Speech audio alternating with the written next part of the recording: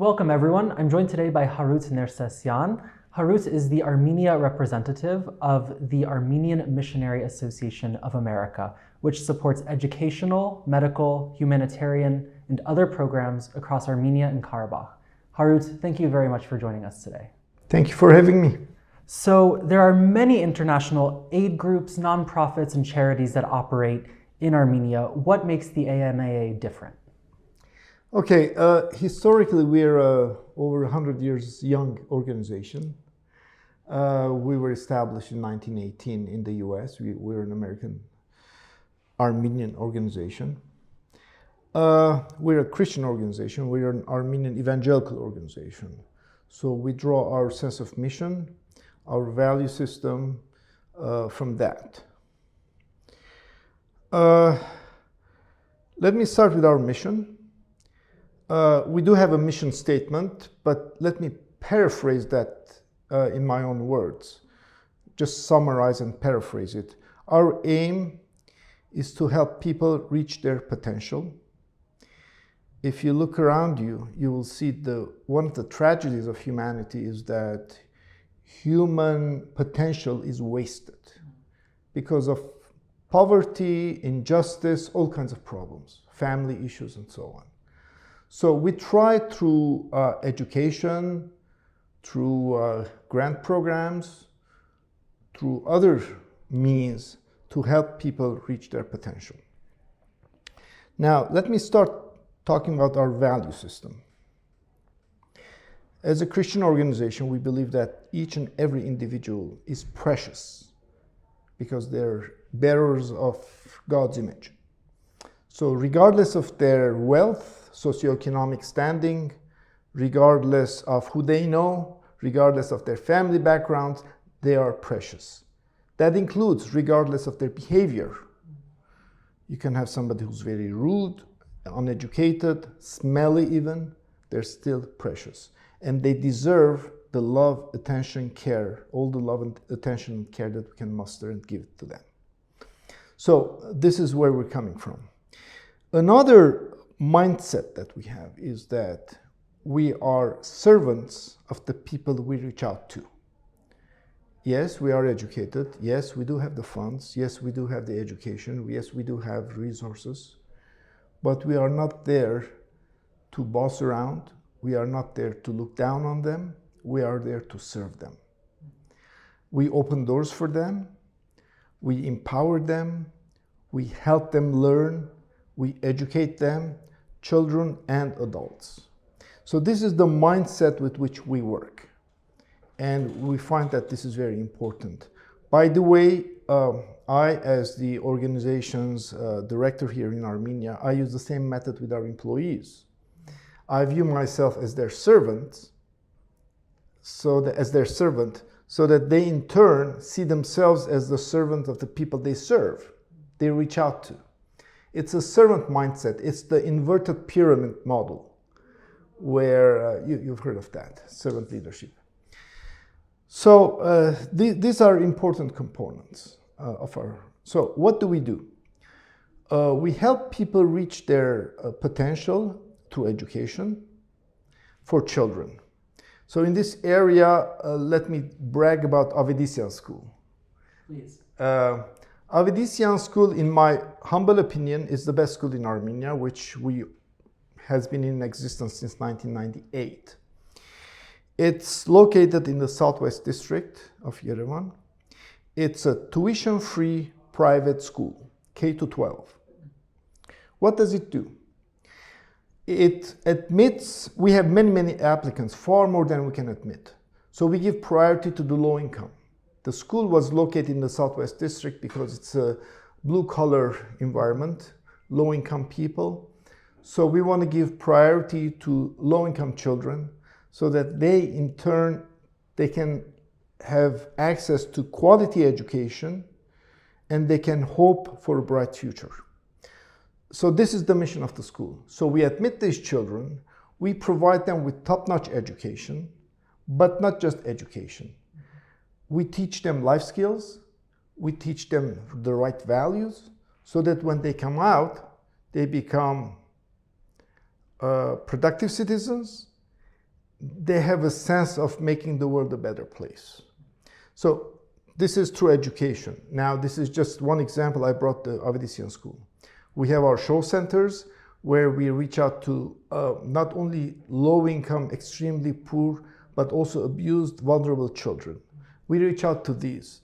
They come to these day centers immediately after school.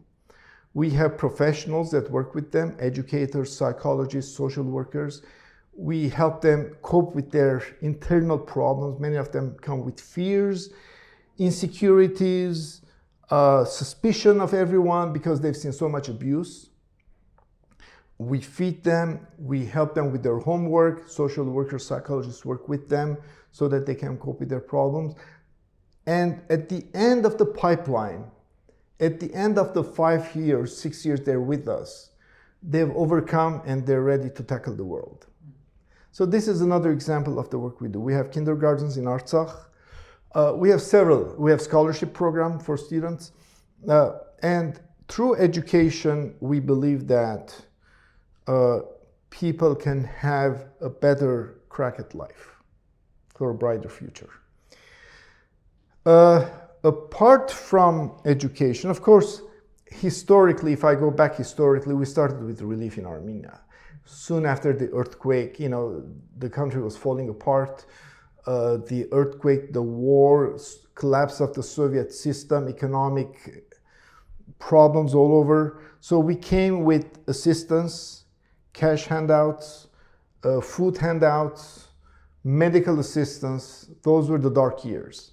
But over time, we saw that we need to do education, we need to do development programs. So the mindset today is empower people. How do you empower them? Well, I mentioned education. The other way is we give grants. And we started this, we've had such programs in the past, but the war taught us something. We have all these displaced people from Artsakh came into Armenia and then they went back. Many lost homes, they lost jobs, they lost property. We discovered that with giving them small grants to help them learn a trade or start small business, we can help them restore their dignity. They no longer need handouts and they can thrive in their lives. And we've done this with many people in Artsakh, and then we expanded this to the border villages of Armenia and Artsakh. And we've discovered entrepreneurs who are energetic, full of courage. Like we have this one guy, he planted watermelons. It's an area that's surrounded by hills.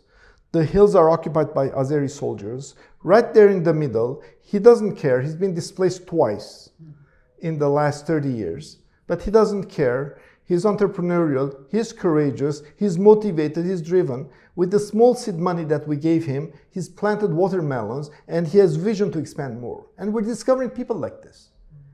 And if it wasn't for our grants, this would have been a wasted potential.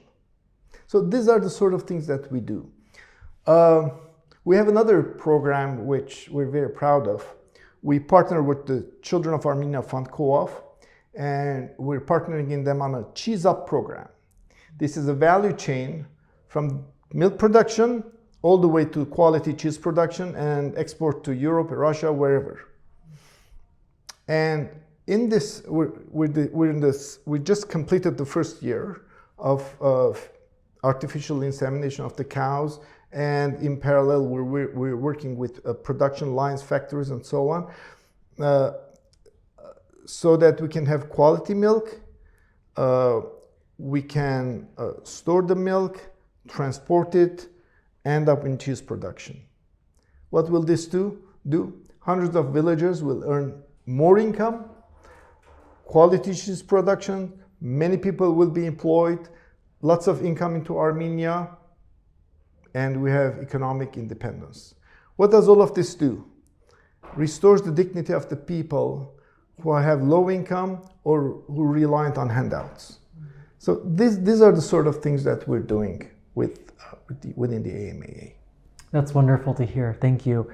As I understand, You've been working with the AMA in Armenia for over 25 years, so I'm wondering if you could reflect a bit about how the organization's mission has changed since you've been here, and also what you're hoping to see the organization tackle in the future. It's been actually 26 years that I've been in Armenia. It's been a fascinating journey. When I first came, 1996, it was towards the end of the dark years, as they call it. They had just started giving electricity 24 hours a day, etc. And we had child sponsorship program at the time, we had medical programs, we had handout programs, and we also had Christian education for children. We started Avidisyan School a couple of years later after that. But as I said, over the years, we maintained those medical sponsorship programs, but we're moving more and more towards education and empowerment. Armenia has come a long way, and we've seen, and this gives me great pride and joy, when I move to the regions, when I travel to the regions of Armenia and to see the work that we do, I meet people and they've been associated with the AMA. As a child, they've been involved with our various programs, and they come and thank me. And then I see that the work our people are doing, many of them used to be our beneficiaries as kids. Now they've grown up, they've received education, they've come back to work for us. And I get excited. Sometimes I tear up even, because you see the work that what you planted 25 years ago, 20 years ago, 15 years ago, now it bears fruit, and you see the result of the fruit. And now in turn, they're investing in people. One of the key things about the AMAA is we invest in people. For instance, in Shushi, we had a camp, we had a kindergarten, we had a show center. We lost. The only camp that existed, the full day camp in Shushi, in Artsakh, was AMA's camp, and we lost it. And people say and ask me, don't you regret having invested all that money into building this camp and so on, the kindergarten? I said, no, because the camp served people who are now alive, thriving, and they're doing lots of good. So we invest in people. And as I said earlier, the value system we have is each person is precious. And every time we invest in one person, we're investing in something very valuable. We're investing in the country, we're investing in its future. That's great. I'm wondering, as someone who came to Armenia and has devoted so much of your life to improving the situation here, what would you tell other diasporans who may be thinking about relocating to Armenia or want to have a positive impact in a similar way? I've seen many diasporans move to Armenia, to move here, to live here, work here, and they have a ball. They're thrilled. They love the country, and that's why they move here. Now, you don't have all the facilities you may have in North America or in Europe. Maybe the government structure is not as operative or it's not as efficient, etc. But when you come to Armenia, you invest your time and effort in building this nation. Your investment goes a long way. And there's something else. Let me share something from my own experience. Please. I'm from Montreal. I'm an engineer by training in the computer field. I worked for 14 years in IT. And then I received an invitation to come to Armenia and work for the AMAA. I sold the house, the cars. Everybody said, you're crazy. I agreed with them and I moved. It's been a difficult journey, but I can tell you something. It's been most meaningful. Because North America offers you comfort, it offers you money, offers you luxury. Armenia can provide and offer all of that. Plus, Armenia gives meaning because you're investing in your country, you're investing in your homeland, you're investing in people. And there's far more meaning to your life when you're doing good to your homeland, to your nation. So I invite everybody in the diaspora, Armenians and foreigners and non-Armenians such as you, to come to Armenia, build it, make it stronger. At the end of your life, you will not regret. Maybe you will not have as comfortable a life, even though I think you could, but you will certainly not regret because you've invested your life in something that's valuable, meaningful, something that will last for ages. Absolutely. Well, on that note, Harout, thank you again very much for your time. We really appreciate it. My pleasure. Thank you for having me again. And thank you for joining us on CivilNet.